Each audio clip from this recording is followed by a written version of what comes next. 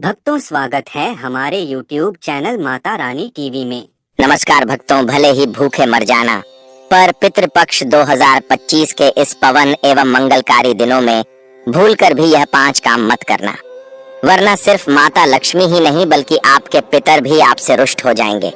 घर में आएगी कंगाली और गरीबी, घर पूरा कंगाल होने की करार पर आ जाएगा और जीवन में कभी सुख समृद्धि नहीं आएगी। घर की खुशहाली चली जाएगी, धन दौलत दरवाजे से ही लौट जाएगी और बार बार परेशानियों का सामना करना पड़ेगा। इसीलिए पूरी जानकारी के लिए इस वीडियो को अंत तक जरूर देखना। बाद में मत कहना कि हमें बताया नहीं। पूज्य गुरुजी ने अभी अभी अपनी कथा में बताया है कि पितृपक्ष का महत्व समस्त व्रत उपवासों में सर्वोच्च है। अगर इस पावन काल में कोई भी स्त्री या पुरुष बिना जानकारी के यह 5 भूल कर देता है तो उसके कुल से पूर्वजों का आशीर्वाद छीन जाता है। यहाँ तक कि आने वाली पीढ़ियों तक दरिद्रता का प्रभाव बना रह सकता है। दोस्तों, यदि आप अपने परिवार का भला चाहते हैं तो आज की वीडियो आपको जरूर देखना चाहिए, और जो व्यक्ति अपने परिवार की सुख समृद्धि नहीं चाहता वह आज की वीडियो छोड़ सकता है। निवेदन है, अपनी परिवार की शुभ समृद्धि के लिए आर्तयाग्य है कि वीडियो शुरू से लेकर अंत तक जरूर देखें। माता है पहले। और दोस्तों, इस साल 2025 का पितृपक्ष अपने साथ अत्यंत मंगलकारी योग लेकर आ रहा है। विशेष रूप से इस बार कई वर्षों बाद ऐसा संयोग बन रहा है जब पितृपक्ष में सर्वार्थ सिद्धि योग और अमृत सिद्धि योग का अद्भुत मेल बन रहा है। जो भी भक्त पूरी श्रद्धा से इस काल में श्राद्ध तर्पण और दान करेगा उसका जीवन धन धान्य से परिपूर्ण हो जाएगा और पितरों की कृपा सदा बनी रहेगी। लेकिन साथ ही आपको यह भी जान लेना चाहिए कि पितृपक्ष में कुछ ऐसे कार्य हैं जिनकी सख्त मनाही है। अगर भूलकर भी आपने इन्हें कर लिया तो पितर नाराज हो जाते हैं और घर में अन्न धन की बरकत रुक जाती है। खासकर गणियों और परिवार के मुखिया को इन नियमों का पालन अवश्य करना चाहिए। दोस्तों, पूजा गुरुजी कहते हैं कि हमारा काम तो सिर्फ एक सही सलाह देने का है। अब आप इसको मानो ना मानो आपकी मर्जी है। लेकिन भक्तों, गुरुजी ने तो यही कहा है कि मन लगे तो आपका बेड़ा पार हो जाएगा। भक्तों, पितृपक्ष के इन पावन दिनों में हमारे पितर स्वयं पृथ्वी पर आते हैं और अपने वंशजों के घरों का दर्शन करके यह देखते हैं कि उनके लिए तदम्बा के को कतसाना से थे हैं। कितना आदर, श्रद्धा और भक्ति है। लेकिन यदि इस समय हमसे थोड़ी भी असावधानी हो जाए तो पितर दरवाजे तक आकर बिना अन्न जल ग्रहण किए ही वापस लौट जाते हैं और यही कारण बनता है घर में दरिद्रता, क्लेश और गरीबी का। कहते हैं कि जब पूर्वज नाराज हो जाते हैं तो घर का वैभव, लक्ष्मी और समृद्धि भी धीरे धीरे साथ छोड़ देती है। इसलिए इस काल में हर इंसान को विशेष सावधानी रखनी चाहिए और पूरे श्रद्धा भाव से श्राद्ध, तर्पण और दान करके अपने पितरों को संतुष्ट करना चाहिए, क्योंकि पितृ कृपा के बिना जीवन में सुख और सफलता की प्राप्ति संभव ही नहीं है। तो चलिए भक्तों, जान लेते हैं कि वह कौन से ऐसे 5 काम हैं जिन्हें भूल से भी पितृपक्ष के दिनों में नहीं करना चाहिए, अन्यथा आप पुण्य की जगह पाप के भागीदार बन जाते हैं। इससे पहले जान लेते हैं कि पितृपक्ष 2025 में कब से प्रारंभ होंगे और कब समाप्त होंगे और प्रतिदिन हमें पितरों की पूजा कैसे करना है, पिंडदान कैसे करना है, संपूर्ण जानकारी जान लेते हैं। फिर हम आगे जानेंगे कि वह कौन से 5 काम हैं जिन्हें भूल से भी नहीं करना चाहिए। तो चलिए जानते हैं कि इस बार 2025 में पितृपक्ष कब से शुरू होंगे और कब समाप्त होंगे और यह कितने दिन पूजा का विधान है। सब कुछ जानेंगे पितृपक्ष के बारे में। तो भक्तों, वर्ष 2025 में पितृपक्ष की शुरुआत रविवार 7 सितंबर 2025 से होगी और इसका समापन रविवार 21 सितंबर 2025 को सर्वपितृ अमावस्या पर होगा। यानी पूरे 15 दिन हमें यह अवसर मिलेगा कि हम अपने पितरों का श्राद्ध, तर्पण और पिंडदान करके उन्हें स्मरण करें। खास बात यह है कि इस बार पितृपक्ष की शुरुआत के दिन ही पूर्णिमा और चंद्र ग्रहण का योग बन रहा है, जो इस काल को और भी प्रभावशाली बना देगा। इसलिए हिंदू धर्म में पितृपक्ष या पिंडदान करने का बहुत ही अधिक महत्व बढ़ जाता है। अगर आपने पूर्ण श्रद्धा भाव से अपने पितरों को प्रसन्न कर लिया तो आपके घर से नकारात्मकता हमेशा के लिए समाप्त हो जाएगी और घर में सुख समृद्धि आएगी, क्योंकि आपके पितरी आपसे प्रसन्न है। तो चलिए जान लेते हैं कि इस दिन हमें पूजा तो करनी है, प्रतिदिन करनी है पितरों की, लेकिन शुभ मुहूर्त क्या है, क्योंकि शुभ मुहूर्त में किया गया कार्य हमेशा ही लाभ ही प्रदान करता है। तो चलिए जान लेते हैं कि शास्त्र शुभ मुहूर्त को लेकर क्या कहते हैं। शास्त्रों के अनुसार पितृपक्ष में श्राद्ध और तर्पण करने का सर्वोत्तम समय अपराह्न काल यानी दोपहर का होता है। इसमें भी विशेषकर कुतुब मुहूर्त और रोहिणी मुहूर्त सबसे शुभ माने गए हैं। इस समय पितरों को जल, तिल, चावल और पिंड अर्पित किए जाते हैं। 2025 में 7 सितंबर और 21 सितंबर को लगभग दोपहर 12 बजे के आसपास यह शुभ मुहूर्त रहेंगे।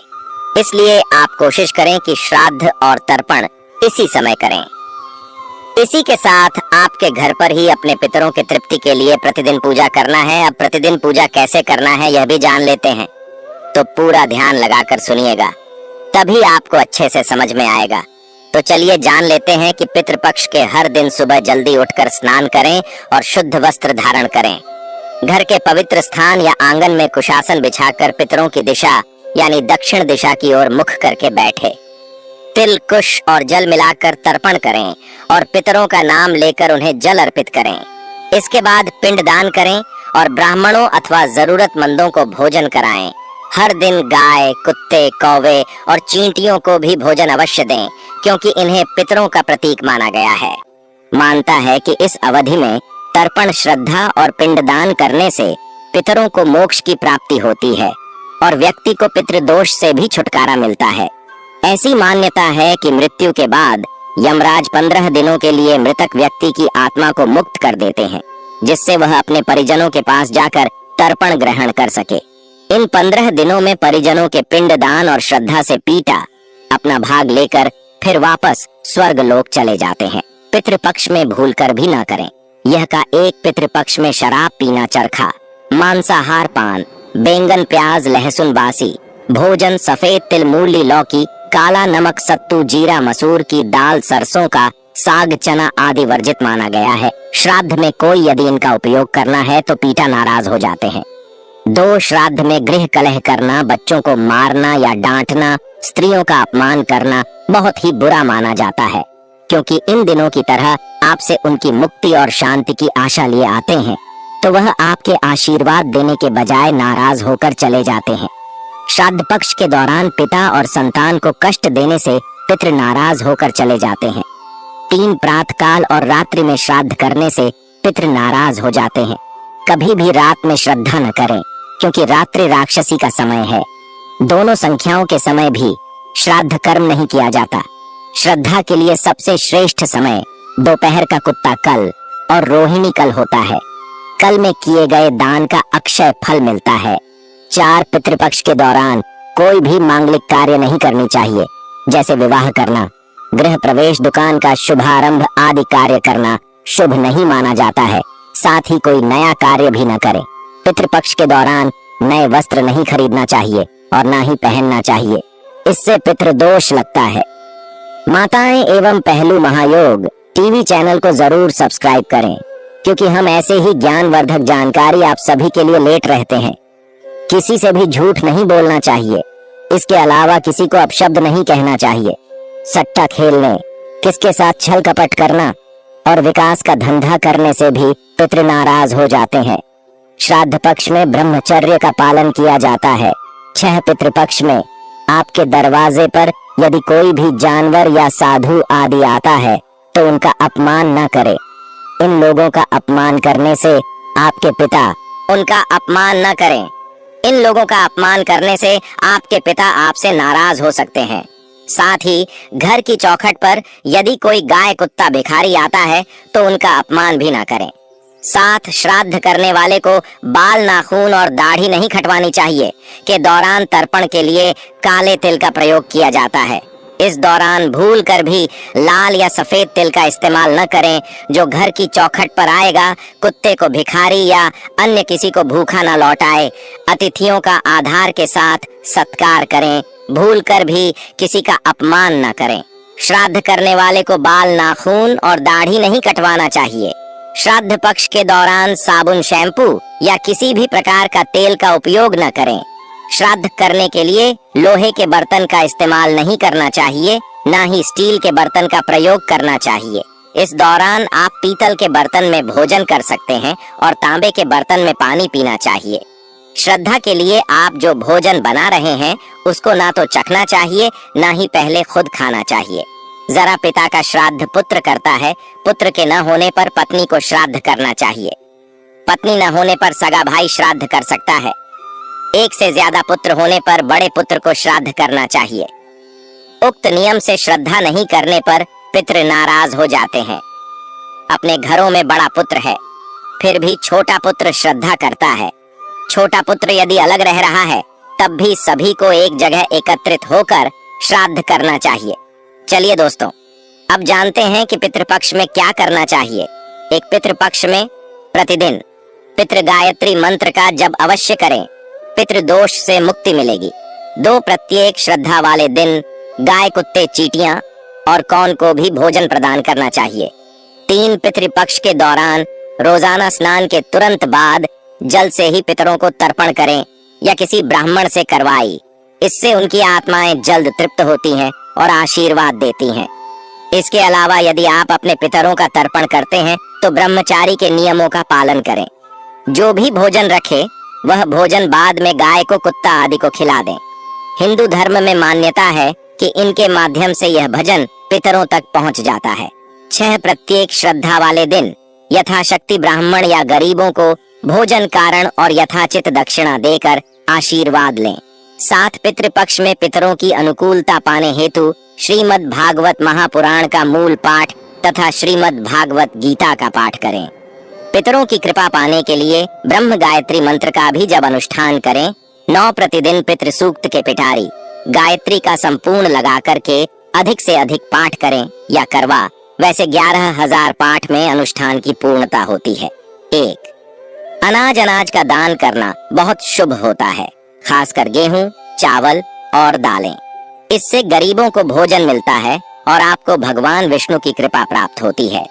अनाज का दान करने से आपको सुख, समृद्धि और स्वास्थ्य मिलता है। 2. वस्त्र, नए और स्वच्छ वस्त्रों का दान करना चाहिए, खासकर गरीब बच्चों और महिलाओं को। इससे उन्हें स्वच्छता और गरिमा मिलती है। वस्त्र का दान करने से आपको समाज में सम्मान मिलता है। वस्त्र दान करने से गरीबों को सामाजिक सम्मान मिलता है। 3. फल और सब्जियां।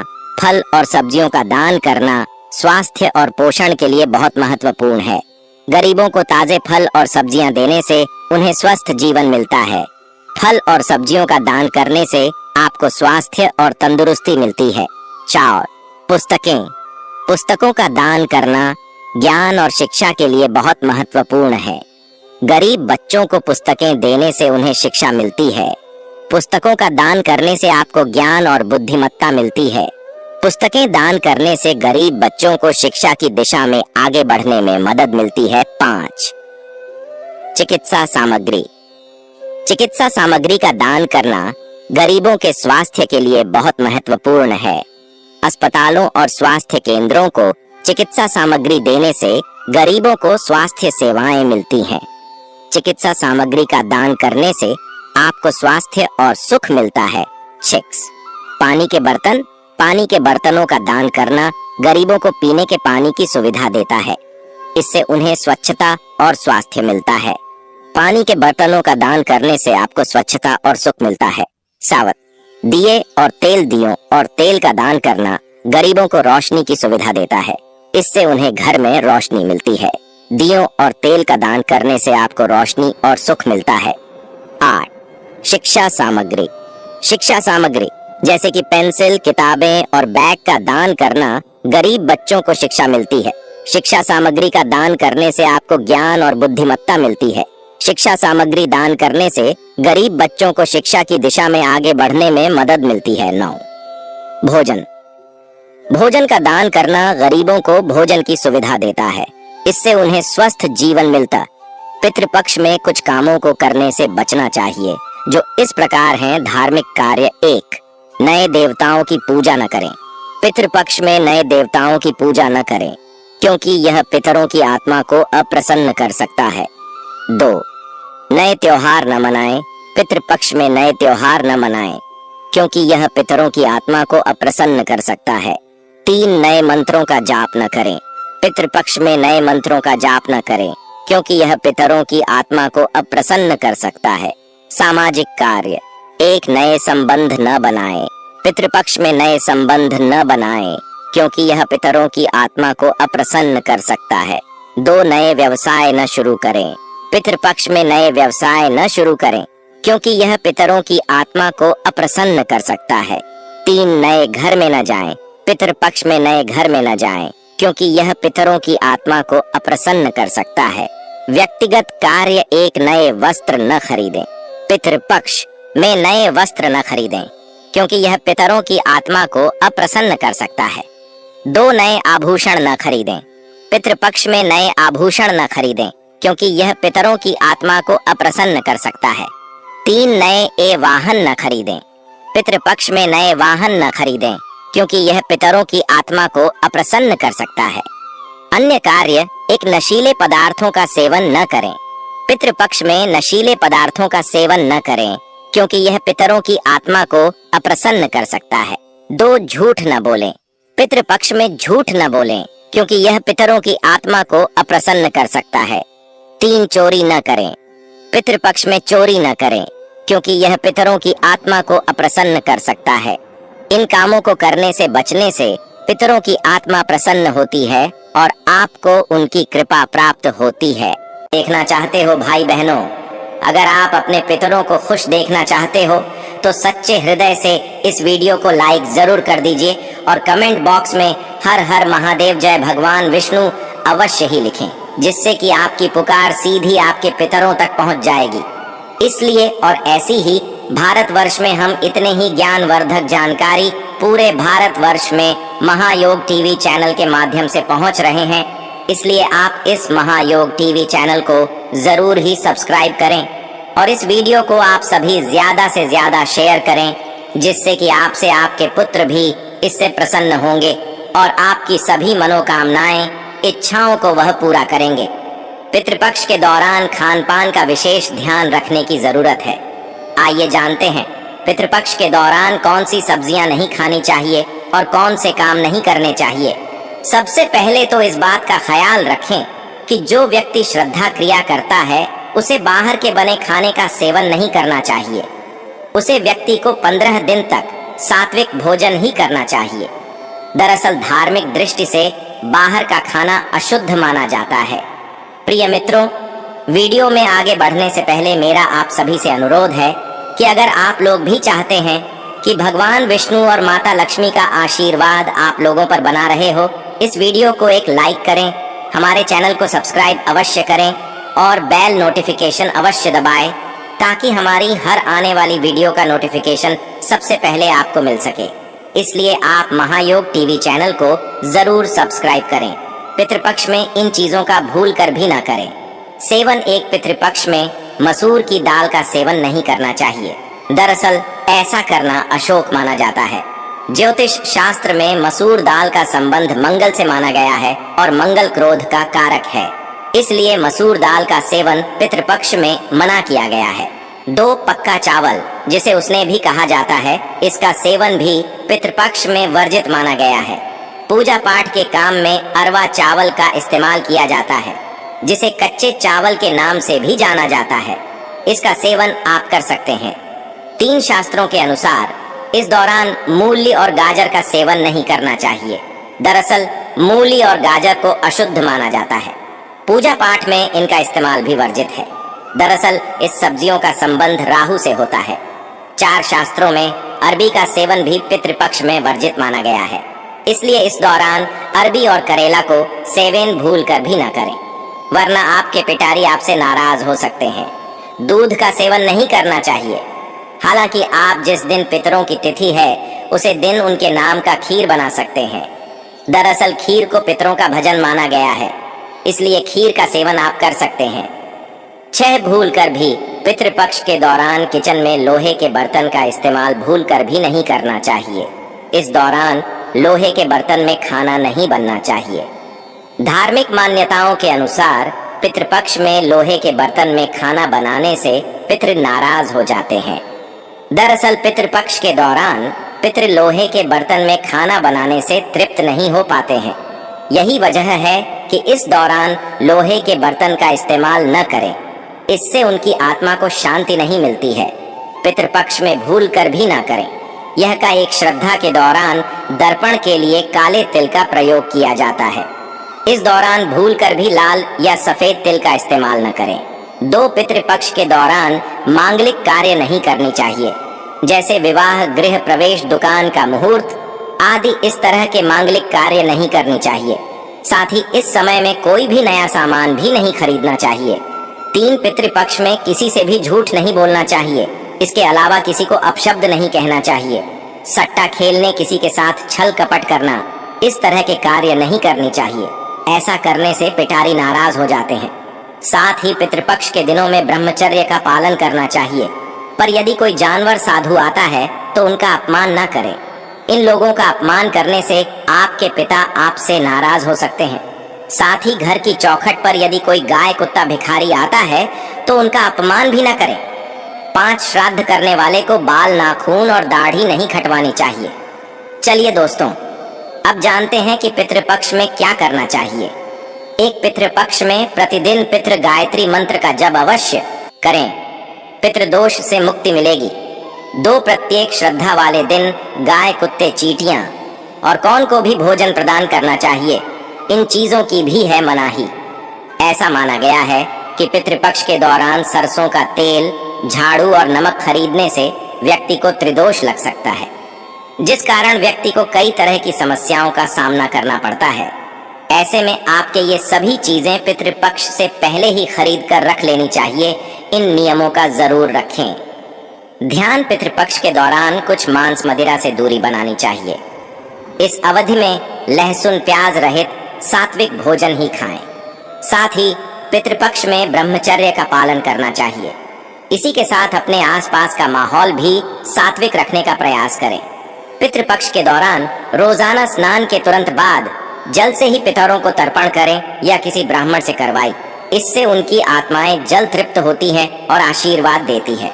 इसके अलावा यदि आप अपने पितरों का तर्पण करते हैं तो ब्रह्मचर्य के नियमों का पालन करें। कर शाम को एक सरसों के तेल या गाय के घी का दीपक दक्षिण मुखी ला कर के जलाएं। 5 पितृपक्ष के दिनों में पितरों के लिए जो भी भोजन रखें, वह भोजन बाद में गाय को, कुत्ता आदि को मिला दे। हिंदू धर्म में मान्यता है कि इनके माध्यम से यह भजन पितरों तक पहुंच जाता है। 6 प्रत्येक श्रद्धा वाले दिन यथाशक्ति ब्राह्मण या गरीबों को भोजन कारण और यथाचित दक्षिणा देकर आशीर्वाद लें। 7 पितृपक्ष में पितरों की अनुकूलता पाने हेतु श्रीमद् भागवत महापुराण का मूल पाठ तथा श्रीमद् भागवत गीता का पाठ करें। पितरों की कृपा पाने के लिए ब्रह्म गायत्री मंत्र का भी जब अनुष्ठान करें। 9 प्रतिदिन पितृ सूक्त के पिटारी गायत्री का संपूर्ण लगाकर के अधिक से अधिक पाठ करें या करवा। वैसे 11,000 पाठ में अनुष्ठान की पूर्णता होती है।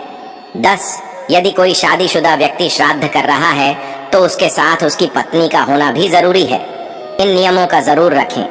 ध्यान, पितृपक्ष के दौरान कुछ मांस मदिरा से दूरी बनानी चाहिए। इस अवधि में लहसुन, प्याज रहित सात्विक भोजन ही खाएं। साथ ही पितृपक्ष में ब्रह्मचर्य का पालन करना चाहिए। इसी के साथ अपने आसपास का माहौल भी सात्विक रखने का प्रयास करें। पितृदोष के उपाय, पितृदोष को समाप्त करने के लिए घर के दक्षिण दीवार पर अपने पूर्वजों की तस्वीर लगाएं और उनकी तस्वीर के सामने दिया धूप या अगरबत्ती जलाएं।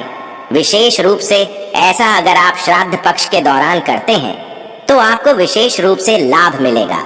इसके अलावा पितृपक्ष में रोजाना घर में शाम के समय दक्षिण दिशा में तेल का दीपक लगाएं। ऐसा रोजाना भी कर सकते हैं। इससे पितृदोष खत्म हो जाता है। पितृपक्ष शांति के लिए रोजाना दोपहर के समय पीपल के पेड़ियच की पूजा करें। पितरों को प्रसन्न करने के लिए पीपल में गंगा जल में काले तिल, दूध, अक्षत और फूल अर्पित करें। पितृदोष शांति के लिए ये उपाय बहुत कारगर है।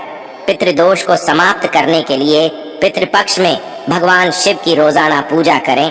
पितृदोष के बुरे प्रभाव से बचने के लिए 5 मुखी, 7 मुखी, 8 मुखी और 12 मुखी रुद्राक्ष एक साथ धारण करें।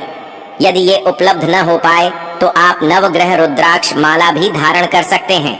वहीं पितृदोष के निवारण के लिए पितृपक्ष में और अमावस्या पर पितरों के निमित्त भोग लगाएं और पितृ स्तोत्र का पाठ करना चाहिए। अगर आप आर्थिक समस्या से परेशान हैं तो इस सर्व पितृ अमावस्या के दिन पितरों को खीर का भोग लगाएं। उन्हें दूध और चावल से बना खीर और पूरी अर्पित करें। यदि भोजन चांदी के बर्तन में परोसा जाए तो ज्यादा शुभ होगा। पितरों को खीर पूरी चढ़ाने के बाद 21 कन्याओं और 7 बालकों को खीर पूरी खिलाएं। ऐसा करने से पितृ प्रसन्न होते हैं। साथ ही घर में धन धान्य आता है। इससे परिवार के लोगों की आय का स्रोत भी बढ़ता है। अगर किसी की शादी नहीं हो रही है, बार बार रिश्ता टूट जाता है, तो इस समस्या से छुटकारा पाने के लिए पितृपक्ष में नारियल का टोटका अपनाएं। इसके तहत चींटियों के बिल के पास 3 नारियल के गोले जमीन में दबा दें। इससे परेशानी दूर हो जाएगी।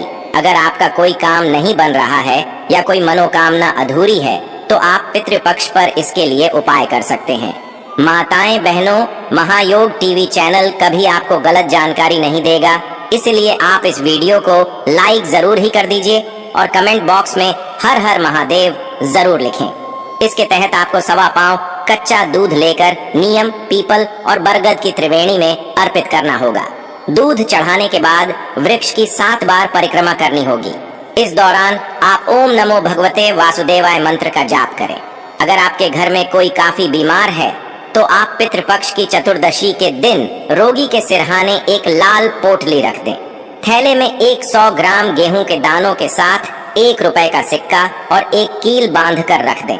अब अगले दिन सुबह इस पोटली को पीपल के वृक्ष की जड़ में गाड़ आए। आते समय किसी से कुछ बोले ना। ऐसा करने से जल्द ही स्वास्थ्य लाभ होगा। मनोकामनाओं की पूर्ति के लिए पितृपक्ष में रोजाना पीपल के वृक्ष पर दोपहर में जल, पुष्प, अक्षत, दूध, गंगा जल, काले तिल चढ़ाएं और स्वर्गीय परिजनों को याद करें। ऐसा करने से पितृगण प्रसन्न होते हैं। अगर किसी की कुंडली में पितृदोष है तो पितृपक्ष के सोमवार को प्रातः काल में स्नान कर नंगे पैर शिव मंदिर में जाएं।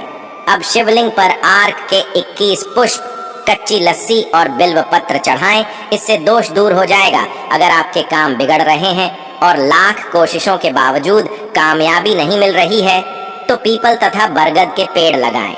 साथ ही विष्णु भगवान के मंत्र का जाप करें। ऐसा करने से कार्यों में फंसाव दूर हो जाएंगे। पितृ अमावस्या के दिन बबूल के पेड़ के नीचे पितरों के लिए भोजन रखने से